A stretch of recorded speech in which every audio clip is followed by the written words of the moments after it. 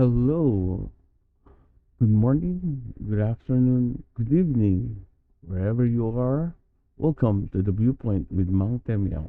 Mang Temyong, signing in. Gaya po na aking laging pagbati sa inyo, naway nasa mabuti po kayong kalagayan sa piling ng inyong mahal sa buhay habang kayo po ay nagbe-breakfast, no?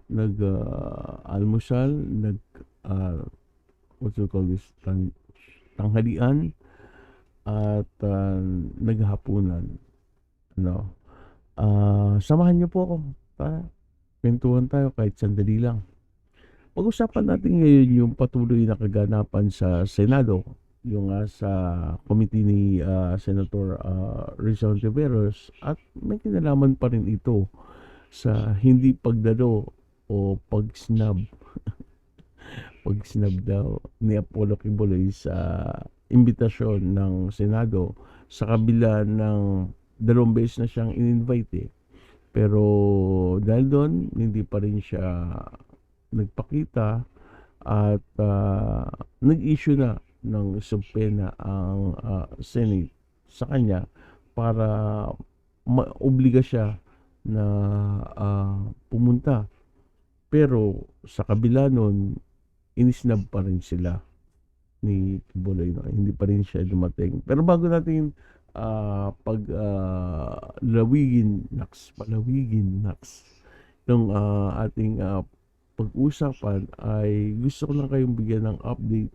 Last time, in-inform ko po kayo na ang DOJ nireinstate yung kaso ni Kibuloy sa Davao City, no? Ibig sabihin, binuhay uli, no? Kasi nagkaroon ng pag-file ng case against kay Kibuloy noong 2020 sa prosecutor's office, no? Sa Davao City to, no? And na-dismiss po dahil ayon po sa piskal, kulang po yung mga ebidensya, no po. Hindi sapat yung ebidensya para pagpakitaan niya ng mga probable cause at kasuhan ng tuluyan sa korte si Kibuloy. Kaya ang ginawa niya ay ito'y kanya dinismiss. Pero after the review, no, sabi nga ni SOJ, no, after 4 years yata, hindi ako nagkakamali, ng pagre-review nung kaso, no, na dismiss, nakakitaan na ito ng probable cause. Kaya na-reinstate nila, at ngayon nga ang latest issue dyan ay asan na ba siya? Ayun, DOJ order filing of charges versus Kibuloy. Kasama na po kasi dyan yung 17 anyos na testigo na di umano, no, batay sa kanyang testimonya na siya ay inabuso, sexually abused by Kibuloy, no. Yan yung allegations, no, kasama din sa nakapaloob sa kasong final ng DOJ. Hindi lang 'yan, marami pa, no, marami pang mga kaso na nakapaloob diyan sa mga charges against sa mga kasong inihain ng DOJ laban kay Kibuloy. Yan. So, review muna tayo sandali, no? Review lang tayo. Para tayo nasa klase, no? Review lang tayo. Mid-February, kung hindi ako nagkakamali, ay may mga dumulog sa Senado na di umano mga dating miyembro ng Kingdom of Jesus Christ na samahan, kung saan doon spiritual leader si Kibuloy, ano po, at may mga testimonya silang iniharap. Hindi lamang yung mga miyembro niya, dating yung miyembro nandito, maging yung mga miyembro niya na OFW, no? Kaya naka-virtual sila eh, no?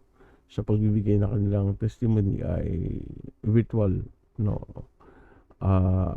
Na nakakadalo o dumadalo ng ano ng hearing, ano. So, ayun, inimbitahan si Kibuloy 2 beses.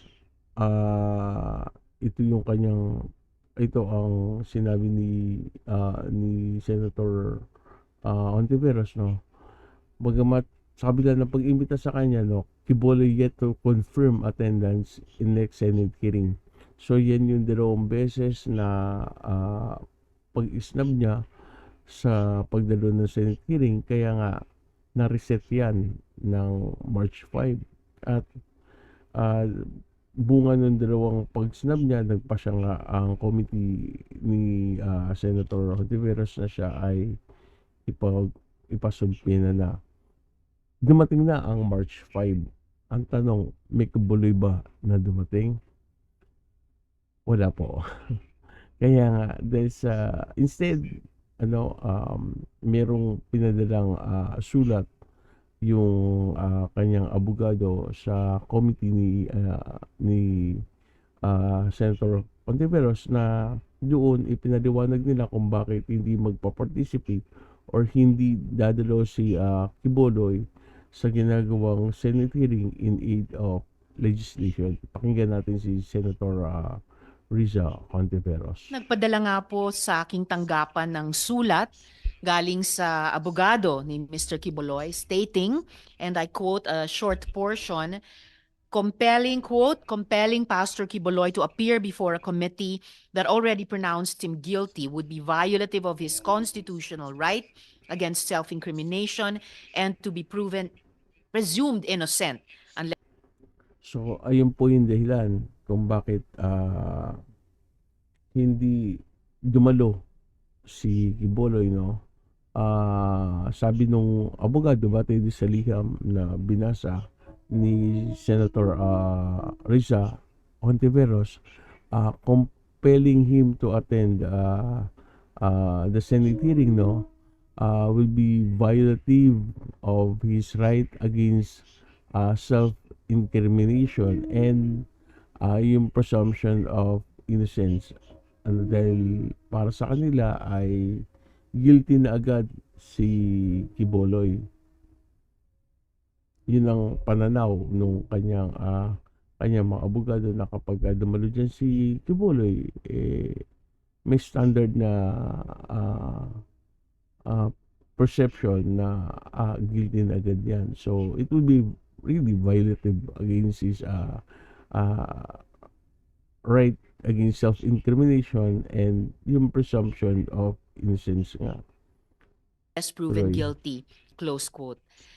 If we allow witnesses of the Senate to simply claim that appearing before a committee would violate his or her constitutional right to be presumed innocent and his or her right against self-incrimination, wala na pong kapangyarihan ang ating Senado maglunsad ng mga investigasyon.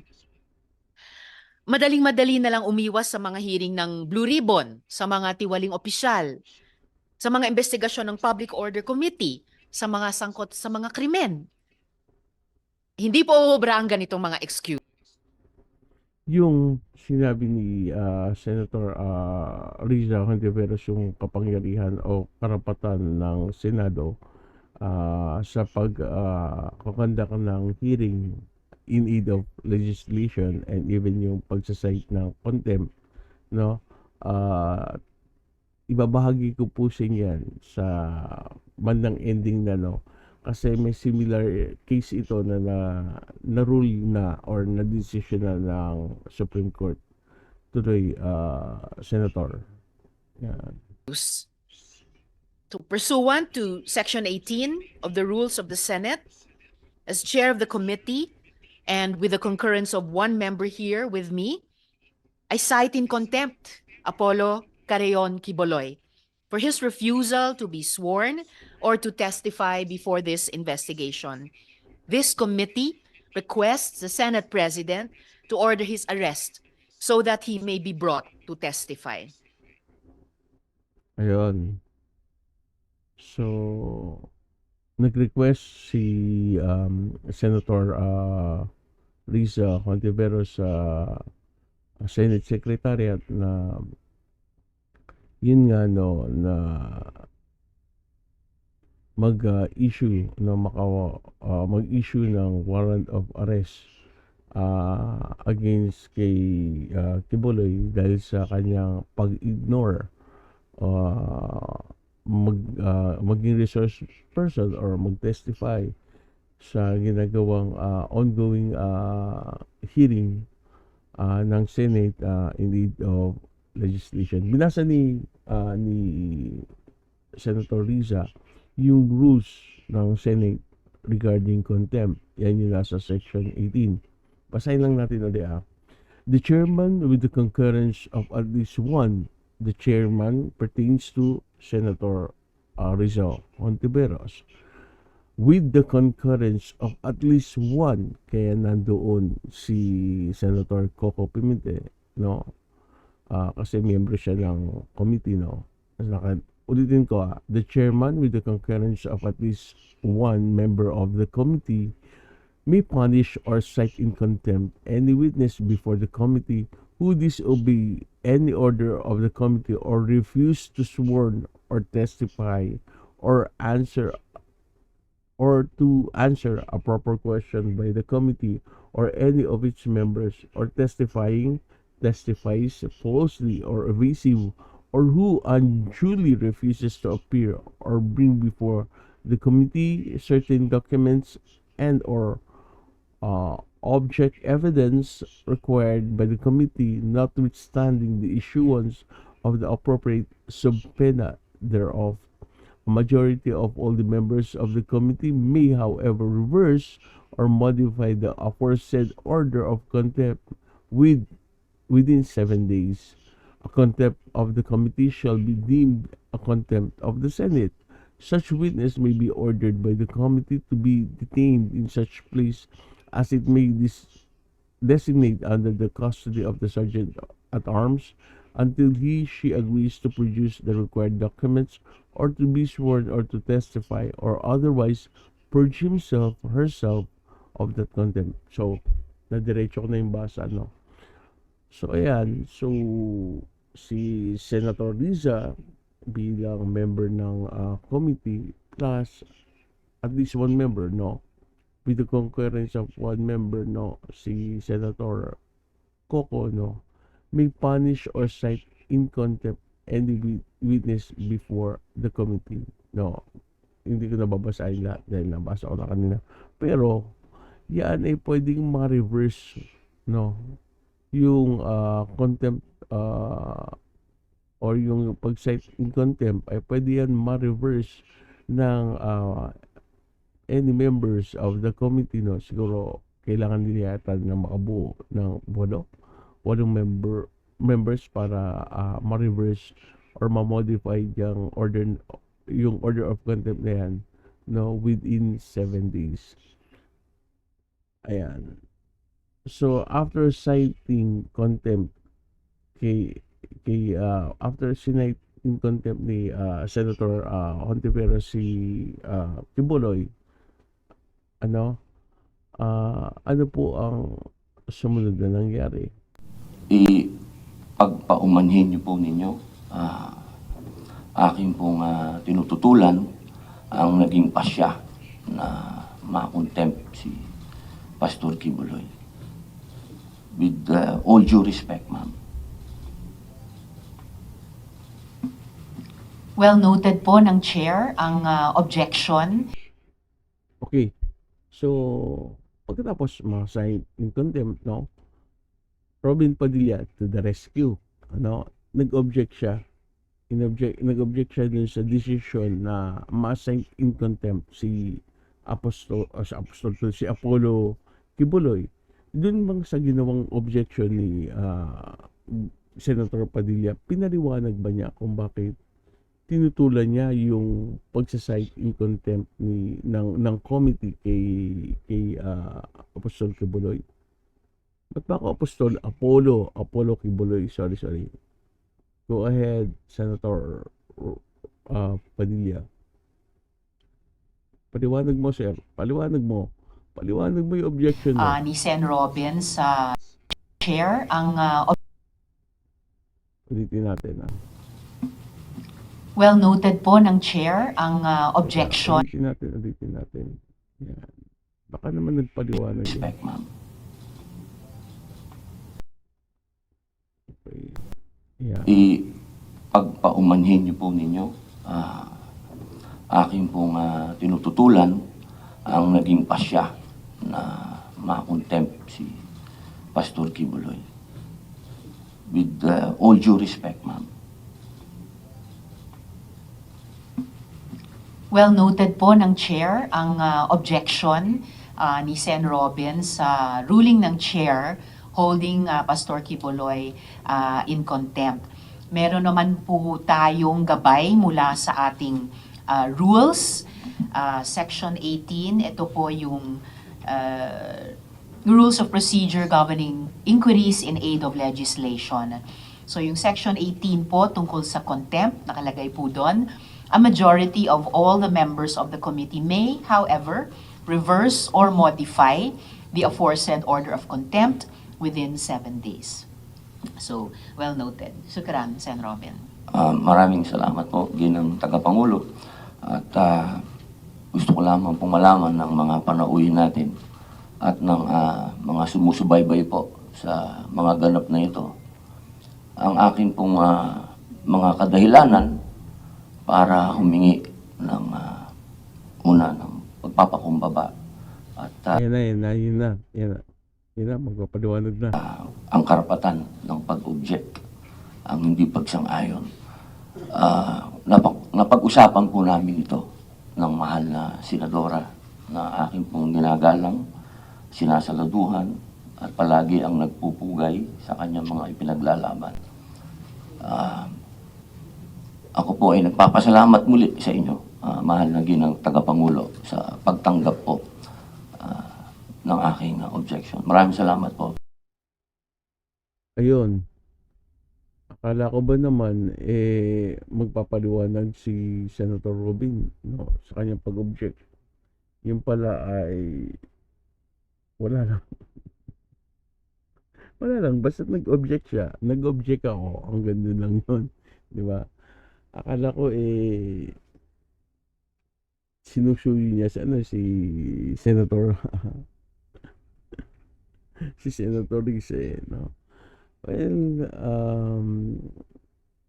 sa akin, no, siguro kung di ba, hindi talaga makakapunta si Kibuloy sa Senate hearing in aid of legislation dahil sa sinabi naman niya, di ba, sa kanyang 36-minute audio message, no, na he fears for his life, di ba? Yun nga, na nanganib yung kanyang buhay, kaya ayaw niyan dumalo, di ba? Pwede naman siguro virtual. Kung yung ibang mga witness nga virtual lang, di ba? So, pwede naman siguro virtual, no? Wala naman sigurong mag-a-assassin. Sa claim kasi niya, may mag-a-assassin sa kanya, no? Meron daw di umano mag-a-assassin sa kanya. Wala naman siguro mag-a-assassin sa kanya kung naka-virtual siya. At tinatawa na natin kasi parang, well, ayun na, na-cite in contempt na siya, no? Actually, bagyang pagdalong yan ng pag-cite ng contempt na yan, no? Iniibitahan pa lang si Kibuloy, meron nang humingi ng what do you call this, ng statement or na ambush interview na si PBBM patungkol dyan, Ano ba yung pinapayo ni PBBM kay Kibuloy pagdating sa pagdalo sa Senate hearing? Papakinggan natin. I would just advise him that just kung meron naman siyang sasabihin, if he has an opportunity in the hearings both in the House and in the Senate to say his side of the story. Kaya kung sinasabi niya, hindi totoo lahat yan, hindi totoo, walang nangyaring ganyan, di sabihin niya. Pagka ganito, anong mangyayari dyan? Hindi siya sisipot. Pag hindi siya sisipot, papakontempt siya. So, see? Di ba? Yun ang punto ni PBBM, di ba? Kung siya ang tatanungin, mas maganda na sumipot o pumunta, dumalo si Kibuloy, kaysa, o nga naman, kasi kapag hindi siya dumalo, di ba, may mga allegations, may mga testimonies against him. Again, ang Senate ay hindi po yung korte para mag-decide if you're guilty or not. Yan po ay ginagawa, yung mga hearings yan ay ginagawa in aid of legislation. Ibig sabihin, para makapag-amenda o makatulong sa pag-amenda ng batas patungkol sa karapatan ng kababaihan at ng mga bata, women's and child protection, or maaring what you call this, nakalimutan ko ng isang term, pero yun, makapag-amenda, makapaggawa ng batas, sa lalong ikatitibay noong existing batas na umiiral. Actually, kung ako tatanungin, wala namang kailangan baguhin o ayusin din sa batas regarding the protection of women's and children.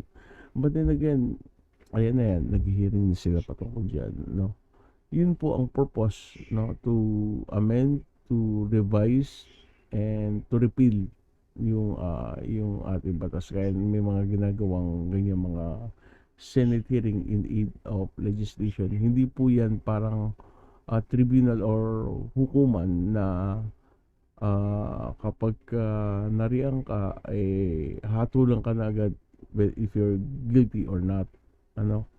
So, balikan natin dun yung sa sinabi ng abogado ni Nagpadala nga po what do you sa call aking this? tanggapan ng Kibuloy. sulat So, balikan natin ulit yung reason nila kung bakit ayaw nilang dumalo. Okay. galing sa abogado ni Mr. Kibuloy stating, and I quote a short portion, compelling Pastor Kibuloy to appear before a committee that already pronounced him guilty would be violative of his constitutional right against self-incrimination and to be presumed innocent unless Ayun. Violative of his constitutional right, yung right against self-incrimination and yung presume of innocence, di ba? Yun ang sasabi niyan, di ba? proven guilty, close quote. Already pronounced him guilty would be violative of his constitutional right against self-incrimination and to be presumed innocent unless proven guilty, close quote. So, pronouncing ba? Tama?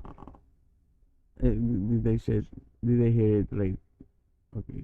Ulitin natin. Already pronounced him guilty would be violative of his constitutional right Pronounce him guilty. Again, sabi ko, hindi po dadalo dyan si Kibuloy para hatulan na siya guilty na, Hindi po. Again, in aid of legislation yan. Ngayon, puntahan natin yung sa contempt na tinatawag, yung contempt na pagsasite ng contempt ng Senado, yung warrant of arrest or yung pag-aresto, at yung appearance, isa-isahin natin yan. Meron kasing pagdating sa ganyan, meron na naging usapin sa Senado dati pa, regarding sa formally, at meron nang naging rule ang Korte Suprema patungkol dyan. May naging decision na, at na-decisionan to noong 2023 lang, last year lang, nakalagay dito, Senate committed grave abuse of discretion in issuing contempt and arrest orders versus formally resourced persons. No. So, yung contempt and arrest orders, similar po yan sa nangyari ngayon kay apostol. Ba't ba apostol na apostol? Apollo Kibuloy. So, ano ang sinasabi ng rule or ng decision ng Supreme Court regarding sa contempt? Ayan, sana nakikita nyo, no? Pero, babasahin ko na rin para sa inyo. Ayan. Nakalagay dyan, the court further held that Congress exercise of the contempt power is anchored on the principle of self-preservation. As that branch of government vested with legislative power, it can assert its authority and punish contumacious acts against it independently of the judicial branch. Such power of the legislature is sui generis, as it attached not to the discharge of legislative function per se, but to the character of the legislature as one of the three independent and coordinated branches of government. Pag sinabi pong sui generis, ibig pong sabihin of its own kind. Yan. Yan po ang ibig sabihin ng sui generis. So, to explain, yung binasa ko po sa inyo, sa madaling paraan ng pagpaliwanag, ang sabi dyan the Supreme Court ruled that Congress, ang ating pong Kongreso, has the authority to use contempt power. So, meron po silang karapatan na gamitin yung contempt power nila. Sabi nga yung contempt power nila is anchored on the principle of self-preservation. Kaya nga, yung punitive measure as a means of self-preservation,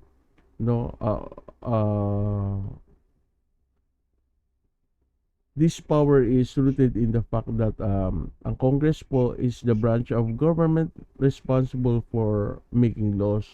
Kaya nga po yung authority and punish act of contempt against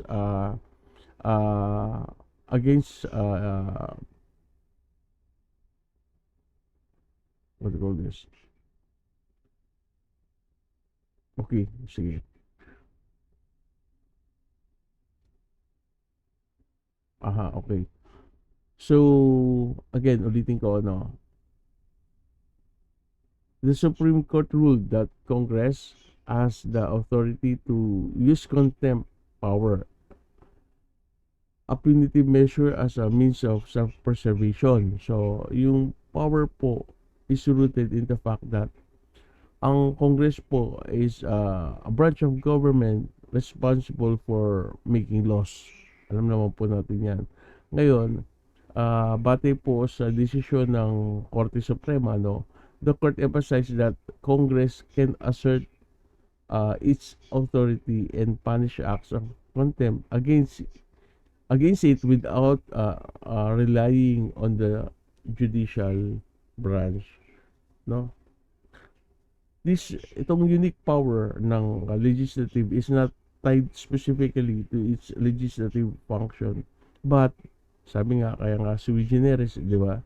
But instead connected to its role as one of the three independent and equal branches of the government. Essentially, the ruling confirms that Congress has the right to protect itself by using the contempt power independently of the judiciary. Kaya nga, yun, sui generis, And with regards to arrest power ng Senate, as sinabi din dyan sa decision, another mechanism available to Congress is the power to arrest a witness. While not specified under the Senate Rules of Procedure governing inquiries in aid of legislation, Senate Rules of Procedure, the court ruled that an arrest is necessary to carry out the coercive process of compelling attendance, testimony, and production of documents relevant and material in legislative inquiry. So pagdating po dyan sa arrest, no, arrest power or the power to arrest a witness, ano po, sabi ng Supreme Court dyan, kinlaro ng Supreme Court dyan na ang Congress ay may kapangyarihan sa pag-aresto ng witness. Bahagi po yan ng kanilang mechanism para i-compel, no, yung mga testimony, yung mga dokumento or production or testimony or document para makapag-produce sila ng document, no, during the legislative inquiry, no. Kahit na sabihin pa na yung power nila hindi naman explicitly what do you call this, bababasa or not specified under the Senate rule of procedure governing inquiries in aid of legislation, no. In-affirm pa rin po ng korte na yung ability to make arrest ay mahalaga, no, in enforcing the coercive process necessary for ensuring the presence of witness and the submission of relevant documents in the context of legislative inquiry. So, yung ruling ng the ruling establishes that Congress, no, can use their power of arrest to effectively carry out its investigative function when it requires to compel individual to cooperate with legislative inquiries. Ang sabi nga dyan, coercive process Ano ba pag sinabing coercive process? Pamimilit, di ba?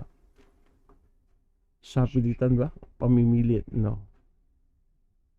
Na para ma-compel sila na dumalo o umattend sa sinasagawang Senate hearing. Yan, maliwanag na nakasaad yan sa desisyon na Korte Suprema patungkol din sa contempt. Ayon sa Korte Suprema, merong kapangyarihan ang Senado o ang Congress. Ang Congress, speaking both Senate and the House of Representatives, they have the power to exercise the power, or they have the power to exercise contempt, no. And pagdating naman sa pag-arrest ng witness, no, maari po na ipa-aresto ng Kongreso, Senado man o House of Representative ang sinumang mga witness na hindi dumadalo o nagre-refuse na dumalo sa ginagawang Senate hearing, no, in aid of legislation. Ayan. Ano pa?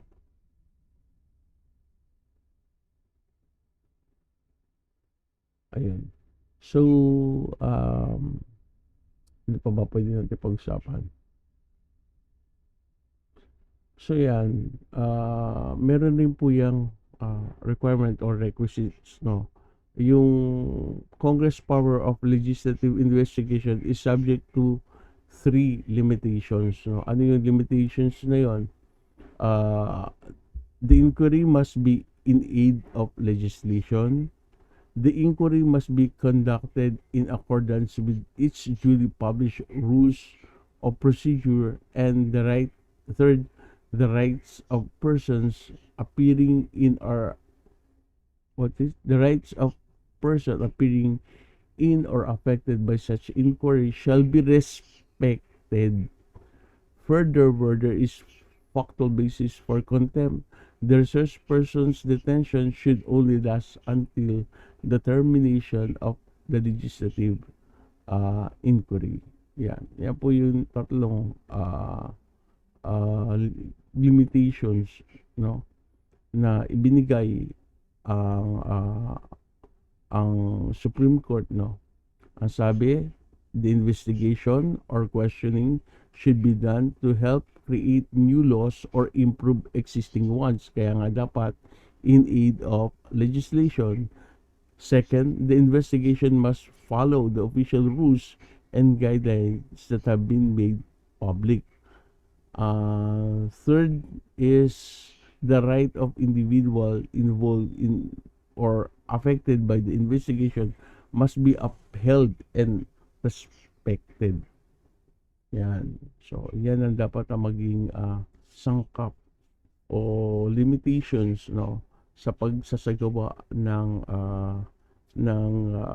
what do you call this, investigation, no, legislative investigation, no, in aid of legislation dapat, no.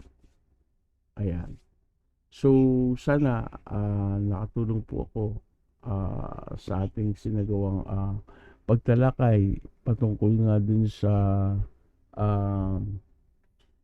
pagsasite ng contempt ni Senator Risa Hontiveros kay Apollo Kibuloy. At dito po napatunayan natin na yung pag-cite ng contempt, yung arrest, and even yung pag-appearance ng mga testigo, no, is not a violative or wala pong na-violate doon na right of right against self-incrimination or what do you call this, may mention pa ng isa yun, nakalimutan ko na yun, yung presumption of innocence, no. So doon pinatunayan batay sa decision ng Korte Suprema na yung contempt karapatan yan ng Senado, no, na sila yung mag-cite ng contempt. Pangalawa, yung pag-arrest ay karapatan din ibinigay yan sa Senado, bagamat wala ngang nakadeklarang specifically din sa kanilang rules, pero sabi nga ng Korte Suprema, balikan nga natin para mas maganda. Ayan. Sabi nga ng Korte Suprema, though walang specified under the Senate Rules of Procedure governing inquiries in aid of legislation or Senate Rules Procedure, the court ruled that an arrest is necessary to carry out the coercive process of compelling attendance, testimony, and production of document relevant and material to the legislative inquiry. Ayan. So, malinaw po yan, no, na ibig sabihin lamang yan, ang Congress as the authority to arrest a witness who refused to cooperate with a legislative inquiry. So, even though yung power na yan is not explicitly stated in the state rules of procedure, no, the court has, what do you call this, the court has determined that it is necessary in order to ensure that the witness provide the necessary testimony and documents for the inquiry. Yan. So, ayan. Sana po naging maliwanag sa inyo ating pag-usap ngayong araw na ito. At yun lang naman ang aking take na kung hindi maaring makapunta, no, sana kahit kahit virtual, pwede naman, di ba? Virtual na lang sana. Kaso pinilit pa rin nila na magpadaluhin. So yun, na-cite sila in contempt. Abangan pa natin itong isyong ito at patuloy nating tutukan, ano. Tignan natin kung hanggang saan ang mararating ito. Pero nakapag-file na po kasi ng case sa DOJ. So may kaso na kinaharap. Pwede pa rin po bang dumalo or ipagpatuloy yung hearing sa Senate? Marami pong nangyaring ganyan, no, kung matatandaan niyo yung sa mga pulis, di ba? Sinabi ng witness, no, na nag-invoke siya ng right against self-incrimination dahil ongoing na yung case, pero patuloy pa rin na isinagawa yung hearing sa Senado, provided, 'di ba, na yung merito ng kaso ay hindi nila madidiscuss, kasi if not, masa-subjudice sila. Pero alam naman natin, ay nako, panoorin niyo na lang yung ibang mga naging hearing diyan sa Senate na ongoing na sa court, pero ah, dinidinig pa rin nila sa Senate. Okay, before we end, don't forget, on Sunday, we have the Discourse Digest with Mang Temyong, and I am Shanwayne. Shanwayne. Chika dating ko. Again, take two. I'm inviting each and everyone to please join us in our podcast, no, live talk show, The Discourse with the Discord. Ano ba yan? Ba't ako nagbabakil? Okay. I'm inviting you again to please join us in our live talk show, The Discourse Digest with Mang Temyong, and I am Sean Wayne. At every Sunday yan, 9 p.m. And huwag niyo rin po sana kalimutan, lambing lang. Ayan, yung mornings and late nights with Vince and Ira. Yan naman po ay podcast naming mag-asawa. No? That's different discussion. No? Mga feel good lang yan. Mga, what do you call this, life hacks. No? So, hindi kayo ma-high blood dyan. Again, thank you very much. Sana po nakabahagi ako ng munting kaalaman sa inyo. At kung mayroon po kayo nais na pag-usapan pa natin, you can comment down below at pag-uusapan po namin yan ni I am Sean Wayne sa aming The Discourse Digest. Ayan. Again, thank you very much. May God bless us all. Until next podcast, this is Mang Temyong.